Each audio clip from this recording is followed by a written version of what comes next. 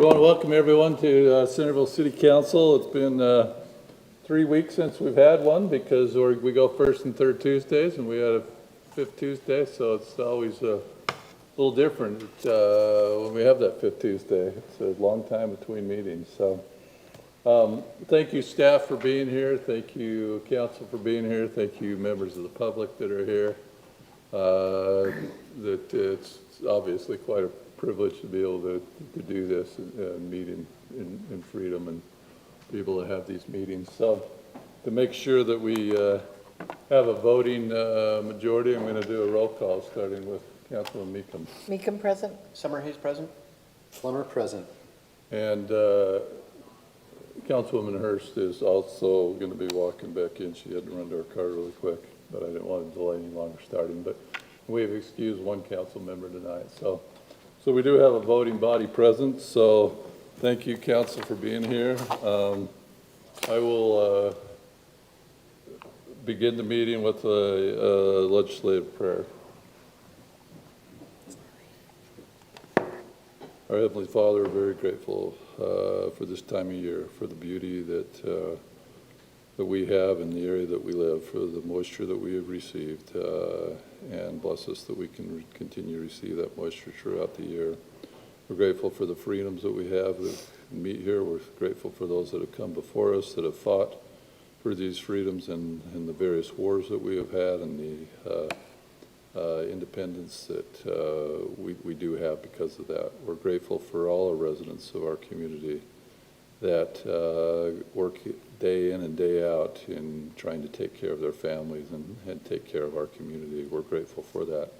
We're grateful for the city staff that works so hard to make the amenities that we have in our city available to us, and we're so very thankful for that. Help us now that we may be able to be civil in our discourse, that we may be able to have good discussions, and that we may be open to learning as well too. And this we pray for and do so in the name of thy Son, Jesus Christ. Amen. Amen. I've asked Councilwoman Meekum to lead us in the prayer, or the Pledge of Allegiance. Okay, everyone to stand, please. I pledge allegiance to the flag of the United States of America and to the republic for which it stands, one nation under God, indivisible, with liberty and justice for all.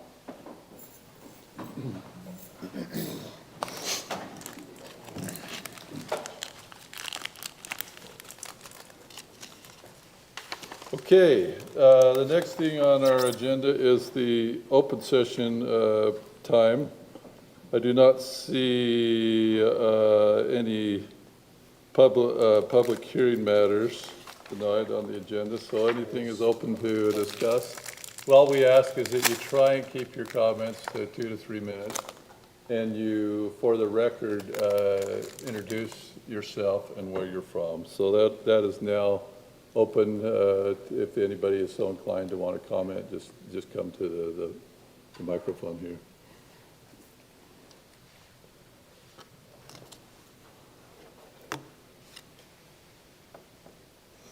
Nobody online? Seeing no comments for the open session, we will move on. Okay. Let's first go to our business items. And the first business item is notice from the Mosquito Abatement District on the proposed tax increase. Our member of council that's assigned to them is not here tonight, but we have, who's going to handle it? I think, yeah, Lisa. So Lisa Romney, our city attorney, will brief us about that in addition to what's out there on the public website and council members, what you get. So Lisa? Yes, thank you, Mayor and Council. We are obligated by state law to have on our public meeting notification that the Mosquito Abatement District Board is proposing a tax increase. And so just in order to get the word out, I think more, the legislature said that each board member on that board of trustees needs to go back to their legislative entity and put it on the agenda and provide information about this proposed tax increase. Just to be clear, Centerville City is not proposing this tax increase. This is a Mosquito Abatement District tax increase. We're just getting the word out that they will be providing a public hearing on December 11th at 7:00 p.m., where people can provide comment on that proposed tax increase. There's a few things that we need to mention in this meeting tonight by statute. So we need to let you know that they are proposing a 26.18% tax increase above last year's property tax rate. This will generate about an extra $1 million in property tax revenue for the Mosquito Abatement District, but on an average home of about $600,000, that tax increase will only go from $30.69 to $38.61, which is approximately $7.92 per year increase on a $600,000 home. So while it sounds like a significant increase of $1 million, it's distributed over quite a number of homes and properties. This will also be imposed against commercial property, and I think in your packet there's information about the increases to commercial property. So I think with that, the primary purpose of this proposed tax increase is to construct some new pesticide storage facilities, as we've talked about, storing chemicals and other things like that. And they're also looking at perhaps some increased mosquito surveillance and lab capacity, and potentially other new mosquito adulticide products. Information about that is also in your packet. So I think with that, we have likely complied with the statute. It basically just says that you don't have to take a vote or anything like that. So we're just providing information to the public. Thank you. Any questions for Lisa on that? I think it's important that, as Lisa said, this is something that we're required to pass on. That it's not if you look at the property tax bill, you'll see that the Mosquito Abatement District is one line of that property tax bill, and that's not the city line. So that is not something that we were doing as a city. In fact, we do not have a proposed tax increase this year. It's probably good we don't for many reasons, but one in particular, I know some cities that were doing it, and the legislature changed the requirements, and they weren't able to go ahead because they didn't meet the requirements of doing what they needed to do in advance for those items. So it sounds like the Mosquito Abatement District did that. So, all right. If there's no other questions on that, let's go to presentation of RAP tax arguments. Jennifer, are you doing this one? Sure. So you're all aware that we have the RAP tax that's up for renewal. That'll be a ballot proposition on the ballot that will go out in a couple weeks for this election. As part of that process, we solicited from voters to submit arguments for or against the RAP tax. We did receive an argument for the RAP tax that was done by members of our council, Councilmember Summerhays and Mayor Wilkinson, and Councilmember Hurst helped as well. And so part of that process is we're just required to present the arguments that were received in a public meeting so that the public can hear those. They've also been posted in various places online at the state's voter information website, as well as on our city website, but this is just another place for people to hear those arguments. So that being said, and no arguments were received against the RAP tax, so we do just have the for argument. That being said, I have asked Councilmember Summerhays to present that argument for the RAP tax, and then we also can open that up to a public comment period, so people are permitted to share their thoughts on the arguments that have been submitted. So. Take it away. Sure. Jennifer's noted that I should read this in entirety. It is 500 words long because we couldn't go for more than 500 words. We had to do some editing on that. This document is a result of our council making the decision to create an argument for the RAP tax with Mayor assigning myself and Council Member Hurst. So I really appreciate Council Member Hurst providing some excellent feedback, red lines and comments, and Mayor reminding us to get this in timely. You'll see that Council Member Hurst's name is not on the RAP tax argument for, just because I think it was a formality in the notice to Jennifer, but and Mayor's names are on there. So I'll go ahead and read this off as required by statute. Centerville's quality of life is built on more than just roads, utilities, and essential services. Centerville values amenities that strengthen community connections, promote healthy lifestyles, and enrich the cultural and historic fabric of Centerville. The Recreation, Arts, and Parks RAP tax covers projects that enhance the community as follows. 1, beautiful parks, providing spaces for families and friends to gather, play, and enjoy outdoor recreation close to home. 2, accessible trails encourage walking, biking, and active lifestyles while connecting neighborhoods and natural spaces. 3, open hillside, preserving Centerville's scenic backdrop and natural environment, maintaining the community's unique character. 4, arts and entertainment at Centerpoint Legacy Theater brings high-quality cultural experiences to the community, supporting local talent and enriching Centerville's cultural life. And lastly, historic preservation and documentation at the Whitaker Museum, safeguarding Centerville's stories, ensuring that artifacts and histories are preserved and shared with future generations. The RAP tax is a voter-approved local sales tax of 0.1%, which equates to 10 cents on every $100 spent on all non-grocery items. RAP funds are restricted and may only be used for capital improvements related to recreation facilities, arts facilities, parks, and historic or cultural amenities. While not considered essential services like police, fire, or infrastructure and utilities, these amenities play a vital role in making Centerville a great place to live. They provide opportunities for recreation, enrichment, and connection for all ages, encouraging healthy lifestyles, supporting physical and mental well-being, and strengthening the overall quality of life in our community. The countless visits and frequent use of these facilities show how much we value them as part of life in Centerville. Centerville, Bountiful, West Bountiful, North Salt Lake, Woods Cross, and Farmington impose this tax. Because it is a portion of sales tax, individuals from surrounding communities making purchases in Centerville help contribute to the RAP tax fund.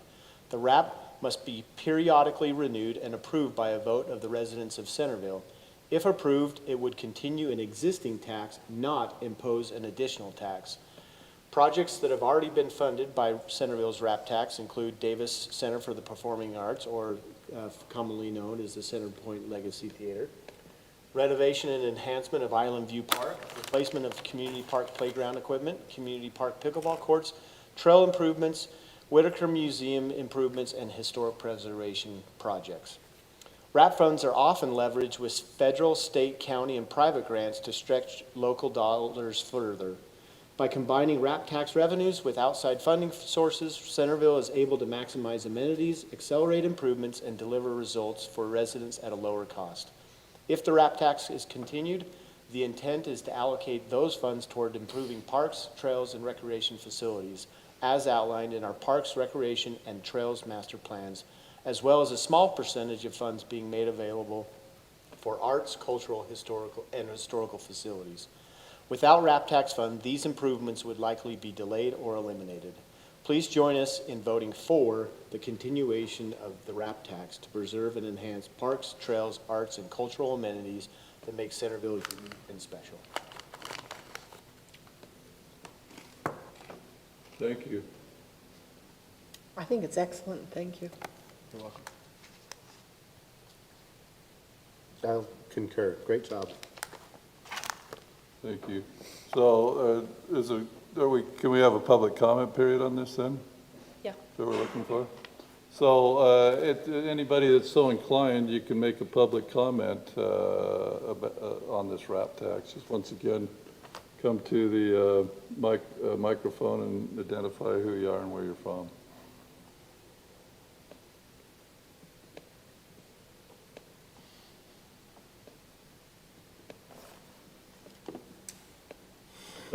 That's very well written. Seeing no comment, I'll move on. Very well written, Spencer and Gina and Jennifer, and pleased to put my name to that. I find it very interesting that we look at some of the things that makes our quality of life so nice here, being Centerpoint Theater, Island View Park, pickleball courts, and what I do like is the leveraging these funds with potential other funds. Now, certainly if people don't vote for it, that's their prerogative as well too. And just like it says, is that's what it's used for. So we just have to cut back on what we do in regards to our entertainment and our recreation within the city. Now, one thing that doesn't point out, and this, if it goes forward as well too, is that how those wrap tax are allocated. It could be the same as it was done before. It could be different, that allocation, but that's what they're set aside for, those items. So thank you. Anybody else before we move on? I just note, Mayor, that as far as what it was intended that the wrap tax, we kind of left that similar because I don't think we've had a discussion as a council if that was going to change, so. Right. I'm hoping that, because there was a change last time from the way that they were kind of allocated, so. Yeah. But I think that could change in the future, but just not binding any future council on, since there had been no discussion about it. Yeah. All right, so public, look for that on your ballots that come out here in the next week or two. And voting day is what, Tuesday, November 4th, the final day? Brent, did it win by quite a bit last time? I don't know what the results were 10 years ago. I'd just really be sad if we lost it. I think it helps that there are such a wide variety of uses that it's used for. I mean, Yeah. I think it touches on many of the things that I think that the community loves, the frosting on the cake type of, so What our 500 word restriction did not allow us to do is name off all the other cities.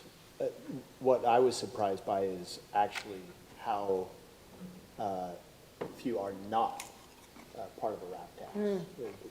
The most cities have a wrap tax. There are very few that do not in the Davis County area. So if we don't have one, our citizens are going and buying things in their community Right. and giving it to it, but we're not getting it in return. So that's why it's so important that we get it. I just pulled up the results. It was 59.11 to 40.89 in favor. So 59% voted in favor in 2015. I also noticed that we did make sure we included that all 5 of our South Davis Yes. cities have the wrap tax, which are the communities right around us. All right, thank you. There's nothing else on that. Let's go item number 3 in our business item. This is personnel policies amendments regarding postpartum recovery leave and parental leave.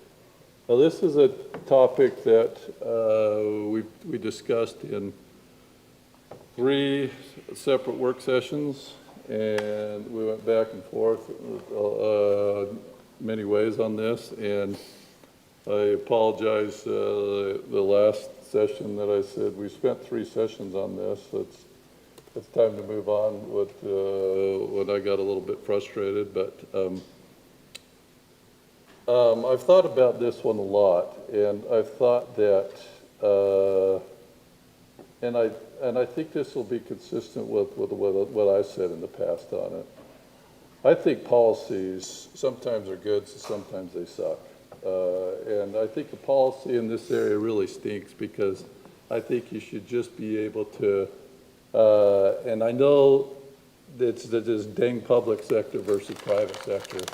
In my life, I deal with a lot of small businesses, okay? And they basically value their employees just like we value our employees.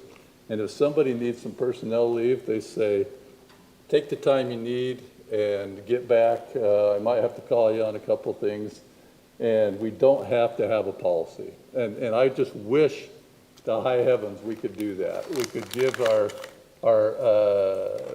department heads the ability to work with their employees. Here's your budget. If somebody needs some parental leave or they get pregnant, you know, if they need 2 weeks, great. If they need 6 weeks, great. I mean, work with them. I mean, it just drives me batty that in our society that's, and this is why I love being in the public sector, but why I often said that I had a renewed vigor for the private sector after I was elected mayor, because I realized, especially when you have your own business, how many decisions you make and just be human on, you know, and I wish we could do that. And I'm not so convinced we can't, but I guess we have to have a policy. So with that said, that's kind of my feeling on it. We've had a couple options presented to us. You know, I'm not going to say if I was voting what I would do one way or the other. That's for you guys to decide. I know that ultimately, in my mind, from a financial standpoint, you calculate the number of people that probably have to go out on pregnancy, and it's not a huge financial thing. So, although I don't know that we ever got that analysis of how bad that affects us financially, but anyway, Bryce has presented to it a bunch of times. He's the administrative director. Lisa's the attorney. Do you want more presentation on it? Clarification on what we've already had, or you're ready to have a discussion and present a motion on it? I appreciate what you said, Mayor. I was trying to remember why we have to have the policy, because what you said makes a lot of sense to me. Is there something that says we have to have this policy? The answer is yes, because ultimately, my role as the city manager is to treat everybody fairly and as equitable as possible. And if I was to have 2 employees come to me and one employee has a different situation, I say, you know what, go ahead and take 8 weeks and we'll take care of you. And then another employee says, you only need 3 weeks, then I'm not treating them fairly. A policy will create the same standard for all employees that I just enforce. So even though situations might be different, a policy just gives some assurances and protections to me to make sure that I follow through and I treat all employees as fairly as possible. So yes, a policy is critical to give me guardrails. And what you're okay with, because I might give an employee 12 weeks and you would say, what the heck are you doing, Brent? And then you get mad at me and it's like, well, you said I have the flexibility. I think that flexibility would be something I'd be way more open to than a policy at this point. I have been given too much time to think about this. And in fairness to Brent, I actually agree with him. What is there? It's so much different than a private business owner. Somebody needs funeral leave and he says, take what you need, and somebody only needs 3 days and another person needs 2 weeks. You know, I mean, and they own their business, you know, 100% or whatever, and so they have that ability to do that. But it gets difficult when you're answering to stakeholders, and it can create a nightmare. So I see why in this setting we have to have a policy. Okay. Well, with that being said, and since I've been speaking, I'm just going to say that I have had too much time to think about this, and it does weigh on my mind. I think that pushing this so much, so hard, so fast at this particular time is not something that I've been too keen on. I think that it's taken the fast track where there's been a lot of other issues that haven't had that type of importance given to it. So I think that with that, I'm a little concerned as to why it was proposed now and why it's happened so fast without certain things being said or given as far as cost analysis and things of that nature. I'm concerned about, this is really more of an employee initiative as opposed to a resident initiative. So this is not coming from the people that we represent or vote for us. This is coming from people that work for the government. So it's, to me, throughout this process, I've been reminded of unions and public unions and advocating for employees. And while we love and appreciate all of our employees here, it is important for them to remember that we here as a council represent the people that this government is working to serve, of, by, and for. So for those things, I'm concerned about passing this at this time.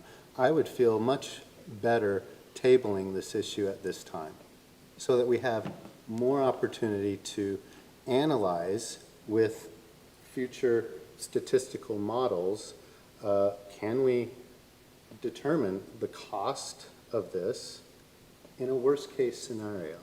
What is possible? And tying the hands of future councils to a policy that we really don't know the full ramification of if this was to be utilized in a way that we just aren't really thinking about at this time. So those are some things that I've been thinking about. And again, I want to say that I absolutely appreciate the people that work here, but I also know that many people in our community, my mothers, all of my mothers, I've got a mother, a stepmother, a mother-in-law, they live in this community. They've raised families in this community. And everybody has done it differently. Everybody makes sacrifices.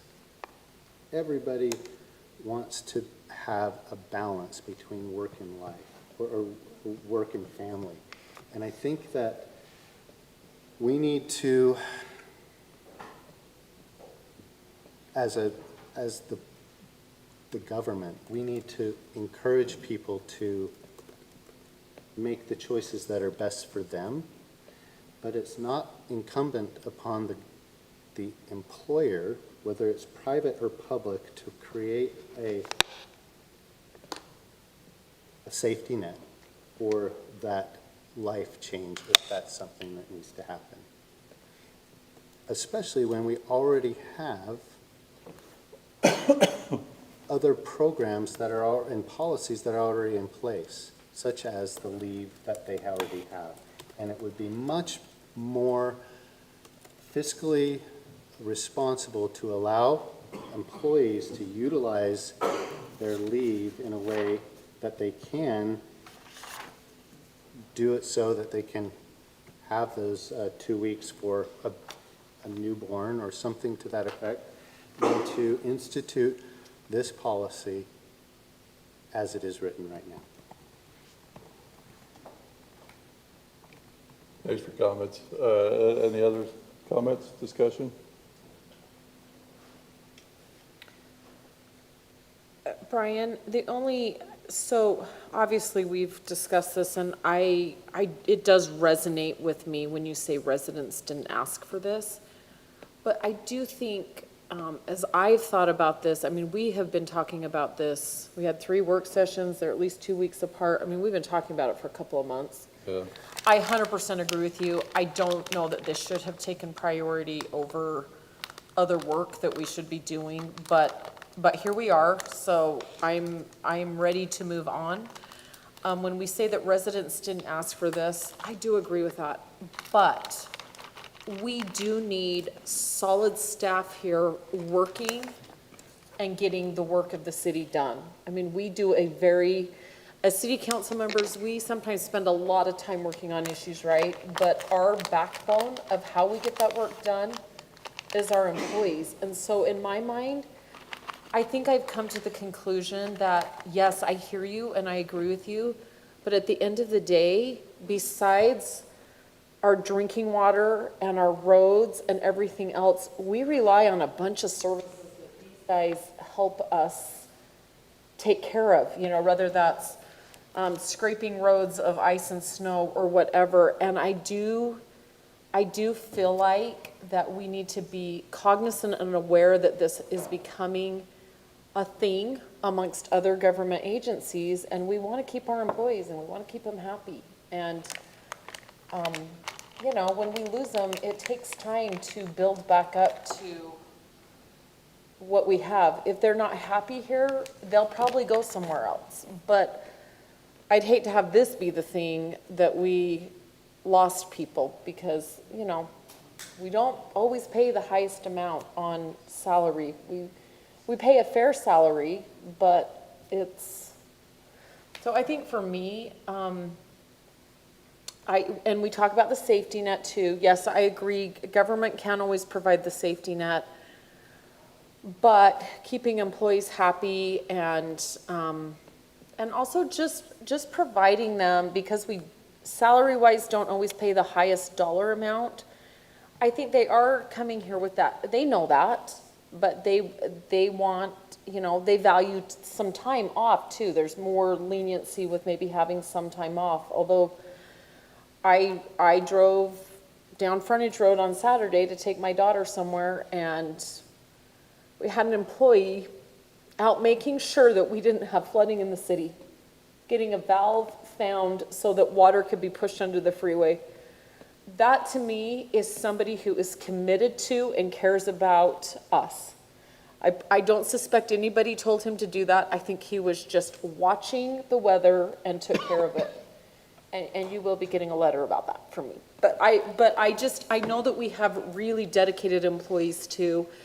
And I think it's important to remember that this is not an additional cost in the fact that it could be, but I think that, we're talking about leave, and we know that when we lose employees, it costs us money to get someone else in place. So I guess I'm looking at it and going, I'm comfortable with the 3 weeks of maternity leave. I actually have long said I probably was not comfortable with the parental leave unless it was the accrued long-term sick leave that could be used without flexibility. So I think that's where I'm at, but happy to discuss further. And that's what you have on the 3-week parental leave. Yes, exactly. What staff is asking for is, I do have one question, Mayor, on the eligibility. When we talk about must have worked at least 1,250 hours during 12 consecutive months prior to leave, that average is about 24 hours a week, so that's a part-time. Bryce, is the consideration there that they would collect the average hours they'd worked for the 3 weeks? So if it was 24, they'd get 24 hours for 3 weeks? Is that the intent of the eligibility? Okay. All right, both good comments. Anything else, or is somebody ready to make a motion?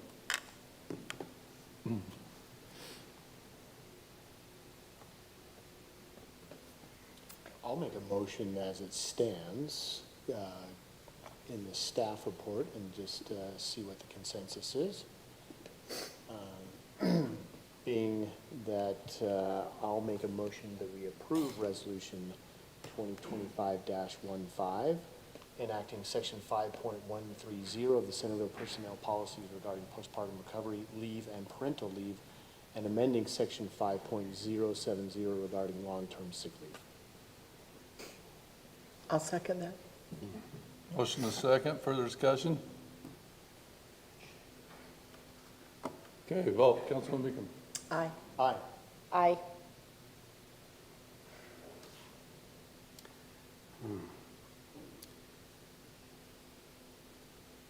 I'm just going to vote nay. All right. That motion passes 3-1. Hey, it was an even number of votes. I had a chance to vote. Only had that twice in 7 years. Was this a side, it might have been a side bet with the timing piece, it might have been a side, you know.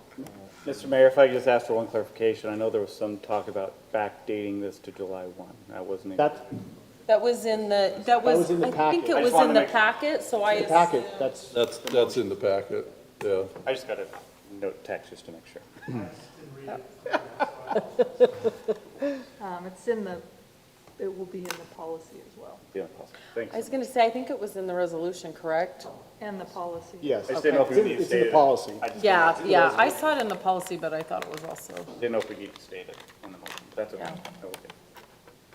Good to clarify. All right, thank you, everybody. Let's move on to the minutes. We have minutes review and approval of September 16th work session, September 16th city council, and September 16th, these are all 2025 closed session minutes. Do we have a motion to approve I those would minutes? actually like to make an amendment to the minutes for the council. Okay, I had requested earlier in the week to have my comments from the public session or the public remark session reflect the actual verbiage that I stated, and was informed that we don't put in verbatim certain portions of what's said in the council. So what would it take for me to get my 2-minute remarks in to the minutes as they were said? Do I need to remove the "Good evening, my name is Brian Plummer" sentence, or just the "thank you" at the end?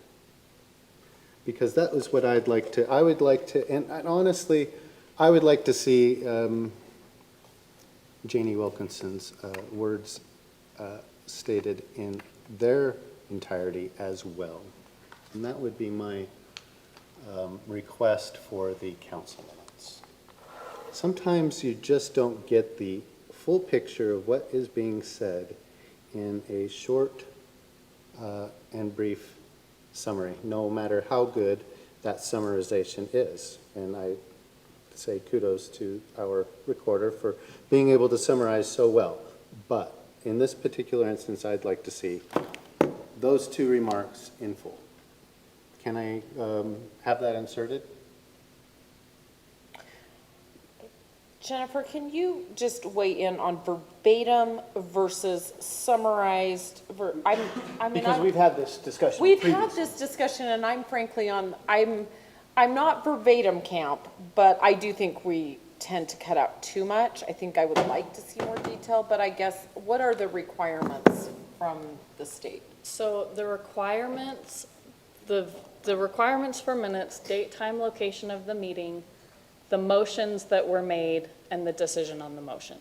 Okay, That's what's required for minutes. Anything in excess of that essentially is up to you as a council, is up to, I mean, it's a courtesy to the minutes, however much we include.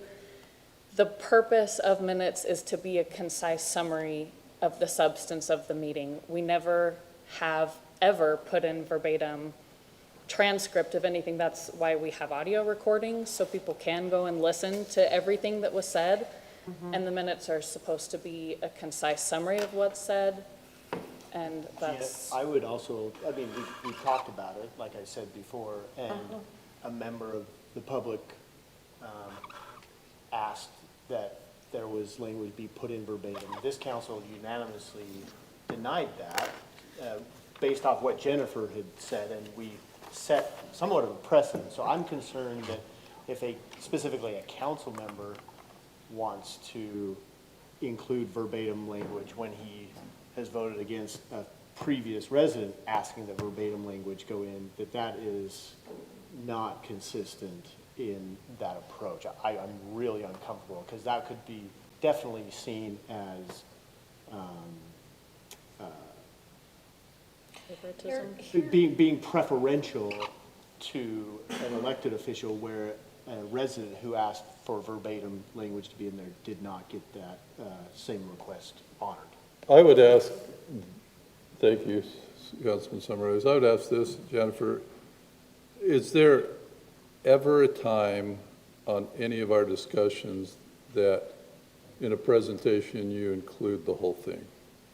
Not in the minutes. Yeah, I mean, you're trying to get every topic that's brought up, and you're trying to, when I research, and I don't trust AI completely, so I try not to use AI as well too, what minutes mean, it's a summary of what takes Sure. place.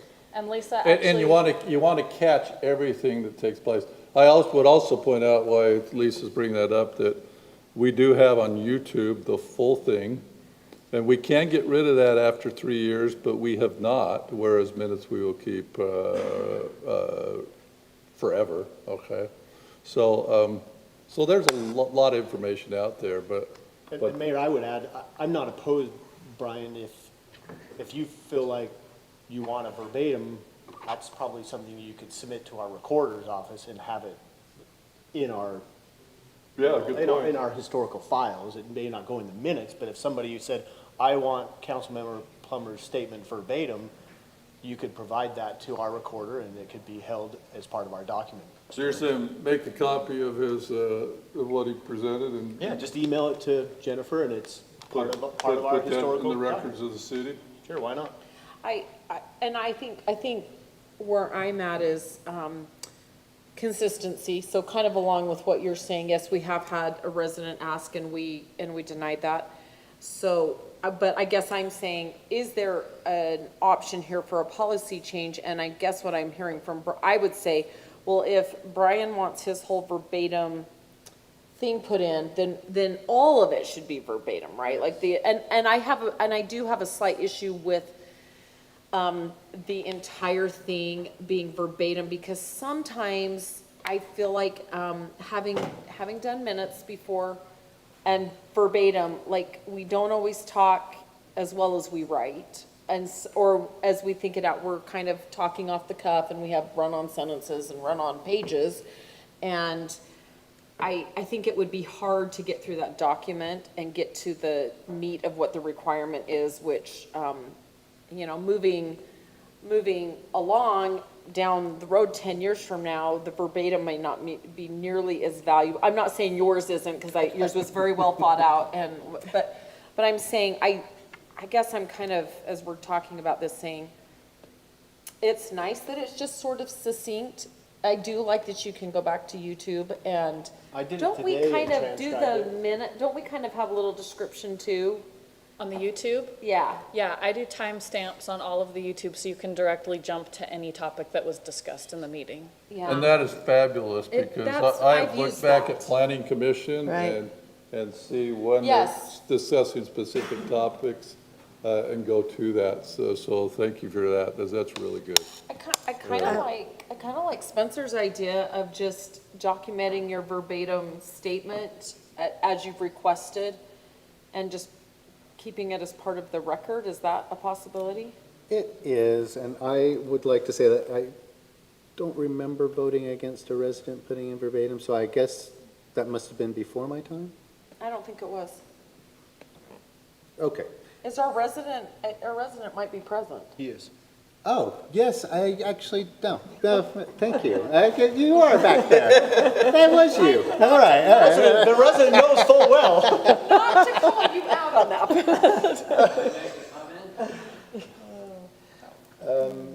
Let me just say that I think verbatim, I do see it, that we can't go back and forth, and we do have to stay consistent. And if I did vote against that, I shouldn't be requesting my own. But I do want to, I sometimes think I should request my own anyway, which I did.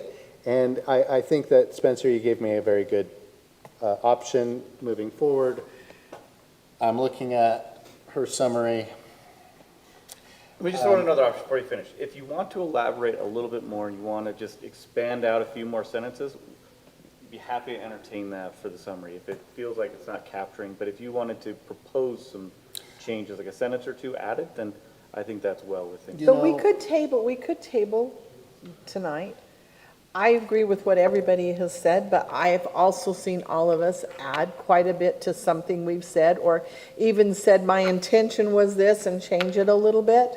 And so if you'd like the time to look that over and maybe let Jennifer know what you thought was the important parts, or that it was at least said in a way that you meant it, and that would make you feel better. Like I said, I've seen all council members for years come in, and sometimes I've even stressed a little bit, because I thought, wait a minute.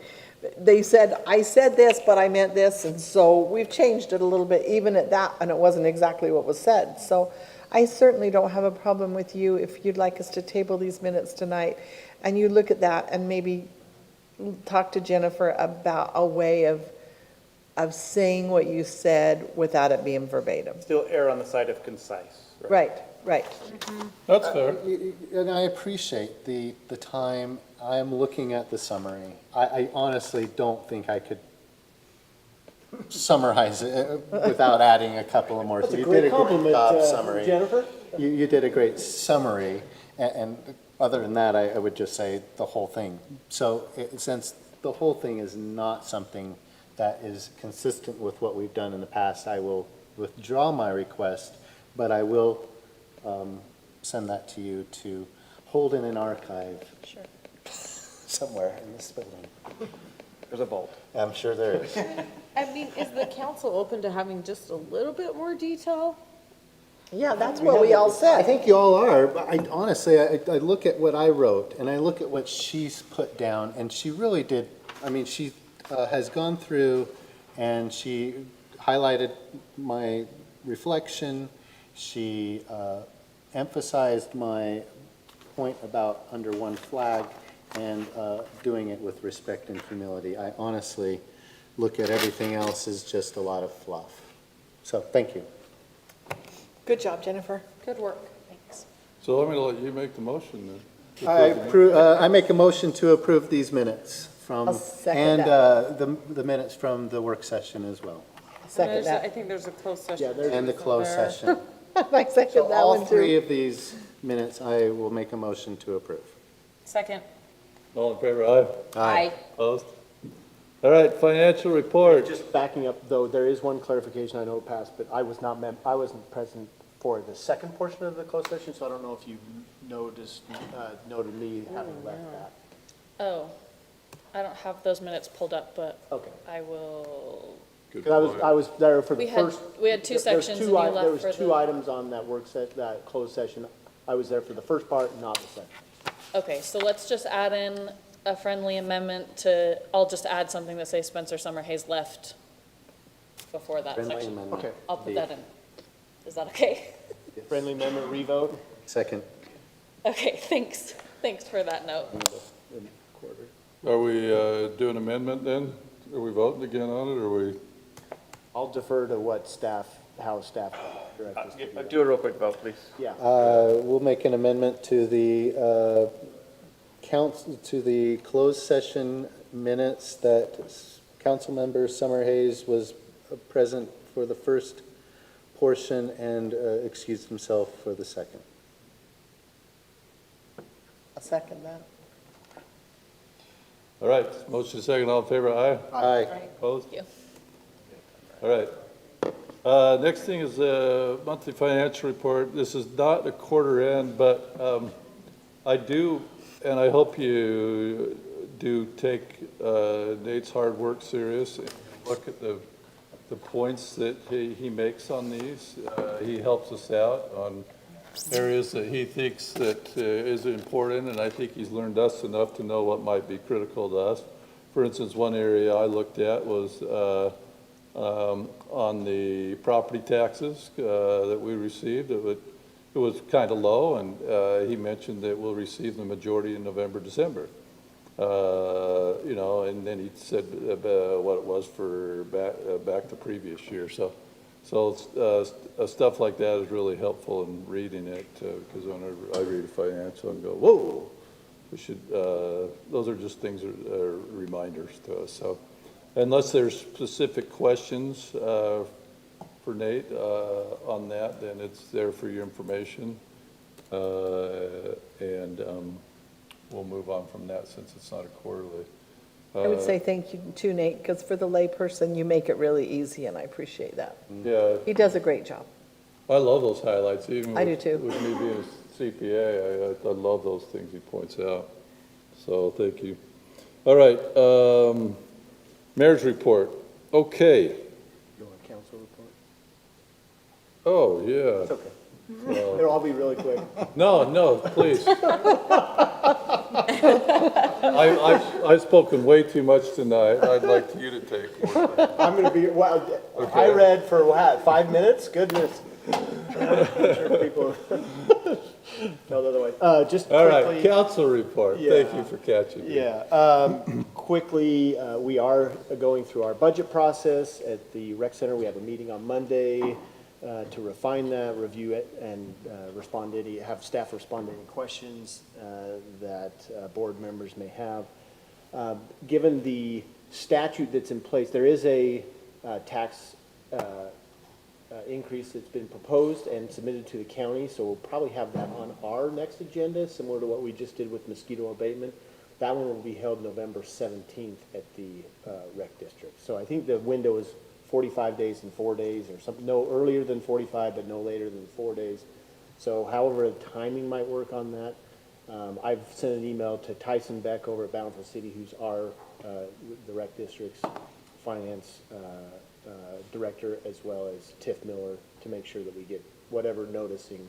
It's being publicly noticed through the county, but given the statute that we're using with the mosquito. How much are they proposing, Spencer? 5%, so it's, 5% over what you've been paying. It's a cents type of a number.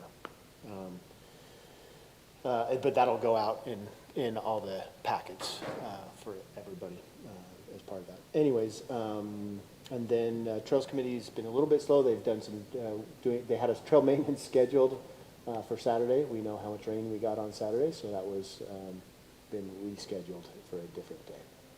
So that's all I got. Question? Oh, I don't have anybody do want to add something when we're done with Spencer's. I'm good. Thank you. It sounds like Councilwoman Hirsch has something important with her Just- committees.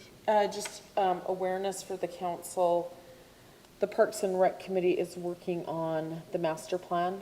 They are. The Master Parks and Rec Plan? Yeah, the Awesome. Master Parks and Rec Plan. They are planning to do some surveying just to kind of get a feel for the community and what are some of the, maybe what the prioritization of some of the things. They're looking into some of the existing things. Bryce has done a really good job of helping them develop that survey so that it gets a lot of questions in there so we can kind of determine what those answers mean. Bryce, I know they're trying to get that ready for the Fall Festival. I can't remember when the Fall Festival, is it next week? Appreciate you getting up, Bryce. Yeah, well, I just got the glare from Jennifer to get up, so I, Didn't even look that direction. well, I just knew it was coming if I yelled from the back, so. Yeah, Fall Festival's on October 13th. Just to clarify what council member Hirsch said, actually, the Parks and Rec Committee has done most of the survey. I really haven't been involved, so I They appreciate. sent a few little helps though, Well, which I thought. but Sean has put it together, and I looked through it today, and it looks pretty good. So, They are killing it. We do need some additional members, Mayor. and I gave the mayor a solid person, and I think he'll reach out to that person Okay. as well, so. And I welcome any of you with your committees. You have names for me. Okay. I could find names, but they're your committees, and if you have somebody that's passionate, please let me know. Okay. So the survey's looking really good. They're gonna try to do some iPad or some QR codes at the Fall Festival to get some feedback going for that survey. So as you are talking to people, if you wouldn't mind, if they're planning on attending that, obviously we want as many people to respond to the survey as we can. It's a good opportunity. I mean, we had over probably 2,000 people last year for that event, so Yeah, very well attended. So, that's all I have. Thank you. Anybody else? All right, mayor's report. So since we met last, there was the grand opening of the sports park in Farmington.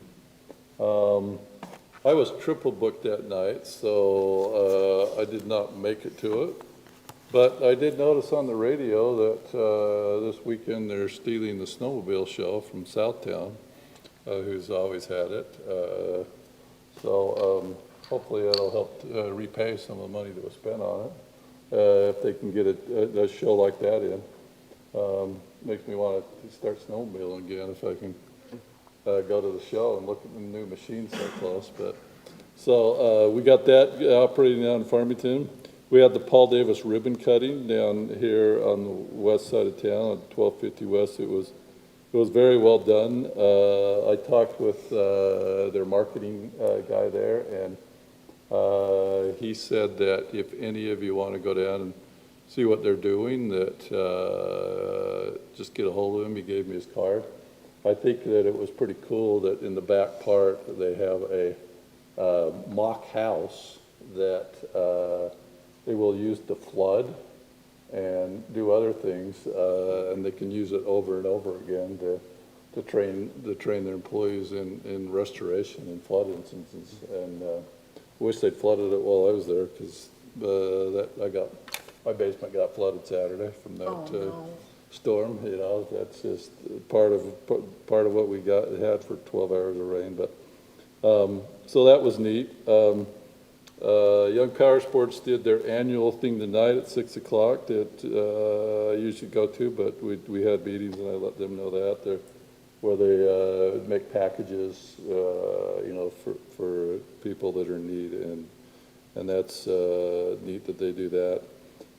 Last Friday, I went to a thing. I was invited to a thing by the PTA of Reading Elementary turns 40. So one of our elementary schools turned 40, and I think they barely got the Toy Story movie on the lawn in before it started raining. I know the principal is monitoring how close the lightning was getting, because I was by him and chatting with him, but they had a nice event, and it's neat that they did that, and I was kind of invited last minute to that. And then I went to the League of City and Towns meetings last Wednesday and Thursday. I attended, all the sessions I actually attended were pretty good. I'll say this, the last day I attended 2 on housing, and I think that everybody is in the same quandary throughout the state, whether it be cities or counties or states.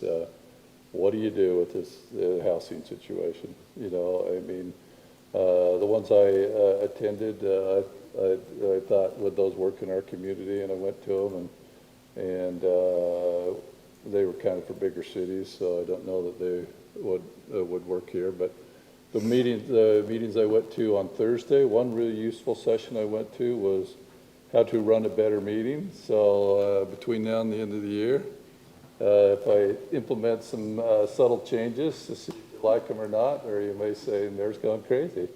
But I actually liked some of the suggestions when I went to that one. And then the keynote speaker spoke, you know, on the founding of our nation, with some different characters than the ones you normally hear about. So overall, by and by, it was a good session, and I learned from it. I always say that there's sessions that don't apply, sessions I don't agree with, but there's other sessions like how to run a better meeting, that type of thing, that are really useful and helpful as well too. So, any questions for me? All right. City manager report. Thanks, Mr. Mayor. I just have a couple items. League, I did also attend the league with the mayor, and I attended actually a couple of meetings on water. There was one put on by Utah Waterways, which is the nonprofit organization that Tage Flint actually oversees, who's a former Weber Basin. But they talked about how we should be looking at water and our rates and how to structure them. And there's this new idea, and I know it's kind of weird, but the one that stood out, and we've talked about with Mike, is, you know, you talk about, conversation from a long time in the day was, water is free, the infrastructure is not. So there's always this need to reevaluate what your base rate is, because ultimately it's paying for the infrastructure getting to your home. But with the new law passed in the state legislature, now there's this reversal of that saying, wait, we need to do our best to keep water affordable, particularly to the single the single widow or whatever it might be. So reducing your base charge, but really evaluating that top rate to help compensate for those differences. So luckily we have Waterworth that we can run these different models to see where it impacts. So there's definitely a shift in how to look at our tiered rates to be a little bit more equitable or fair. One of the conversations that's really hard to evaluate is fairness, that you might have a family of 8 who uses a lot of water, but they're very efficient, but they definitely still use more water than a family of 3 who might be wasting water. And so we're talking about trying to weed out waste, but there's really no good way to do that. But that's why you got to evaluate those potential unintended consequences when you look at the tiered rate. So that was a great session. I really enjoyed that one. I attended another session that talked about, Sorry, do you mind if I ask a question about that session? Yeah, for sure. Did they say anything about the secondary water? I mean, typically that is where a significant amount of waste can occur. So yeah, that, we did talk about that, right? That is, and so in some areas where cities like, and from where I was previously, we didn't have secondary, so it was all primary, but they did talk about the secondary, but of course, you still got to look at the culinary. You have a lot of people now moving over and watering their grass with their culinary if they shouldn't be. And we do have our west side who uses culinary water for the Right. commercial side that we have to evaluate how that's being used. But ultimately, you don't want to over-punish businesses or homes. We're trying to weed out waste and trying Well, to and I get. think that's, I mean, I guess that's the point I'm bringing up, is where we do have such a significant amount of our population using secondary water, which we have no jurisdiction over. That may make that base rate harder to Potentially. model. I mean, yes, you will catch some, like, water wasters or abusers of that system, but you won't, it's not nearly as obvious when it's just inside. Well, the great thing about the software, again, you'll start seeing these nuances or anomalies Sure. with business. You're like, it looks kind of what's going on Right, here. And so you can have right. conversations, because the whole point of this is conserving the water. Now, the dilemma for the water that Mike is going to struggle with is, great, we got everybody conserving water, but your revenues decrease, but our expenses stay the same. Right.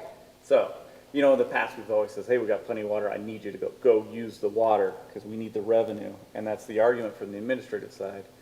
But that's not the right way to approach our very valuable resource that we're running out of, so.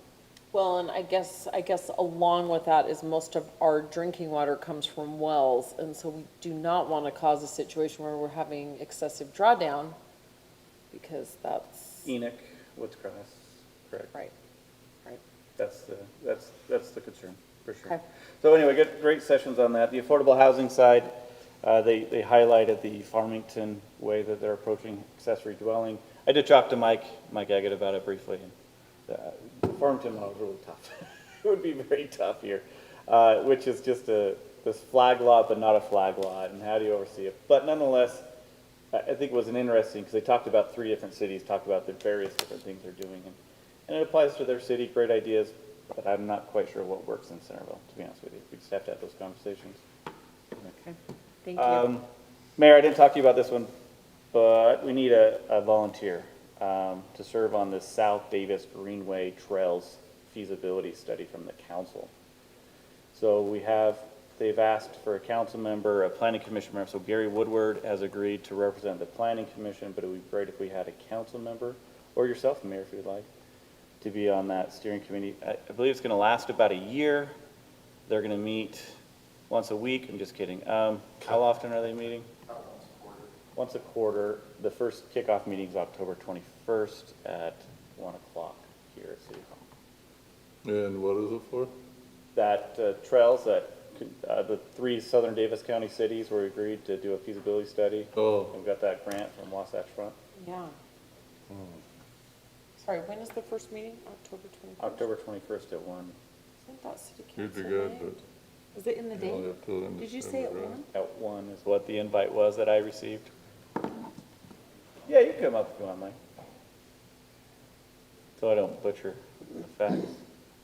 So, yeah, just to clarify, So the meeting on the 21st at 1 is an optional meeting. It's a coordination meeting where we're meeting with the team to. Don't say that. No, it's not optional, Mike. Well, they want as many, like, if you would be willing to be the representative, we'd like you there if you're available. But then the actual steering committee meetings, there's 4 of them, and they usually will be anywhere between 3 and 5, trying to accommodate, again, council member schedules as much as we can. There'll be UDOT representatives, UTA representatives, and then about 4 to 6 members from each city, a mix of staff and officials. So we'd like to get a Trails Committee representative as well, so we have 5, it'd be 3, 1 planning commissioner, 1 Trails Committee, 1 city council member, and then 2 staffers is what we're looking at for Centerville. So the steering committee meeting is November 10th at 3:30, and the city coordination meeting where it's just would be our city team meeting with that representative is October 21st at 1 to 2. So Thank you. there you go. There's the facts. If any of you are available, we'd love to have So you. are you interested in the council members in doing that? Sweet. I love doing those things, I may have but an I will issue on the certainly defer, but I 21st. might show up a couple times as well, too. I would love You to don't do keep me it. informed. The 21st may be an issue. I've got to see if I can bump something, but I can make That'll the be a rest of council it. We can meet with you one-on-one. That what? That'll be a council meeting day as well. Yeah. Yeah, with you one-on-one. since Mike's making that meeting optional, and I'm making council meeting that night optional. Mandatory. Oh, it's optional? Oh, I didn't know that. It's always mandatory. Lisa just gave me the look. Oh, come on, Lisa, we can have a little fun. Okay, anything else, Brad? No, that's all I have, unless there's questions for me. All right, am I missing anything that needs to be brought up? Okay, if not, then I guess I'm looking for a motion to adjourn. So moved. Okay, second, Second. council adjourned.